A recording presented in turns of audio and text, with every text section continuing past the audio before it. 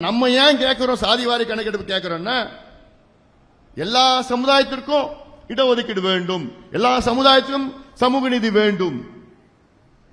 அந்த அடிப்படையில் தான் நமக்கு மட்டும் போதாது, எல்லாத்துக்கும் வேணும். அதுக்காக தான் நம்ம சாதிவாரி சர்வே கேட்கிறோம். அதுக்கு முடியல, எனக்கு அதிகாரம் இல்லைன்னு சொல்ற முதலமைச்சர் ஸ்டாலின் அவர்கள் வெட்கக்கேடு. எனக்கெல்லாம் அதிகாரம் இல்லைன்னு யாராவது சொல்லுவாங்களா? ஒரு முதலமைச்சர் சொல்லுவாரையா? எனக்கு சாதிவாரி சர்வே எடுக்கிறதுக்கு அதிகாரம் இல்லைங்க. சட்டமன்றத்துக்கு உள்ளியும் வெளியிலையும் ஒரு பொய்ய, பகிரங்கமான ஒரு பொய்ய. ஏன் நேத்து கர்நாடகா முதலமைச்சர் சித்தராமையா அவர்கள் அவர் என்ன சொல்லியிருக்காரு பாத்தீங்களா? இத்தனைக்கும் கர்நாடகா 2015 சாதிவாரி கணக்கெடுப்பு நடத்தினாங்க. ஆனால் அது போதுமானது இல்ல. நேத்து மறுபடியும் அறிவிச்சிருக்கார் சித்தராமையா என்னன்னா, மறுபடியும் நாங்க கர்நாடகாவில் சாதிவாரி சர்வே எடுக்க போறோம். மத்திய அரசு எடுக்கின்ற சாதிவாரி கணக்கெடுப்பு போதுமானது கிடையாது, அது தலையை மட்டும்தான் எண்ணுவாங்க. நான் கர்நாடகாவில் பின்தங்கிய சமுதாயம், அடக்கப்பட்ட ஒடுக்கப்பட்ட மக்கள் சமுதாயத்திற்கு நான் நலத்திட்டங்கள் கொடுக்கணும், இடஒதுக்கீடு கொடுக்கணும், நல்ல திட்டங்களை கொடுக்கணும்னா நான் கர்நாடகாவில் சாதிவாரி கணக்கெடுப்பு, சாதிவாரி சர்வே எடுத்தாதான் என்னால முடியும்னு கர்நாடகா முதலமைச்சர் சித்தராமையா அவர்கள் சொல்றார். நேற்று சொல்றாரு. இவங்க கூட்டணி கட்சி தானே.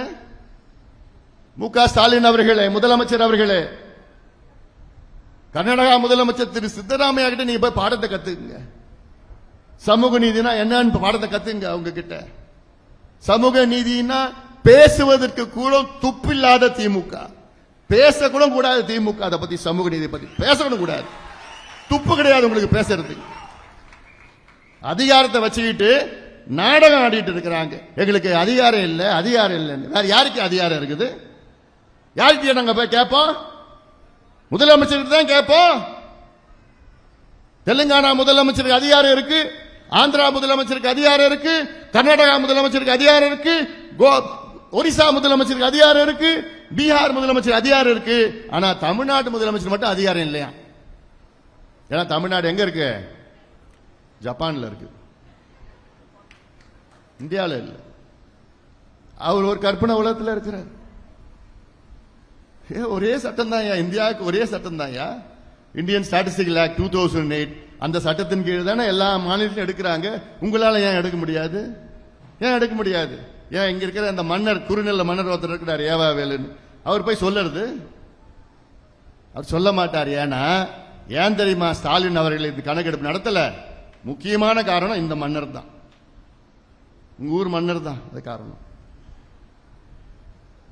முதலமைச்சர் ஸ்டாலின் கூட கொஞ்சம் மனசுல ஏதோ ஒன்று எடுக்கணும் கூட இன்னும் கொஞ்சம் இருந்தது. அது எல்லாத்தையும் கெடுத்தது யாரு? இந்த ஒரு மன்னர் தான்.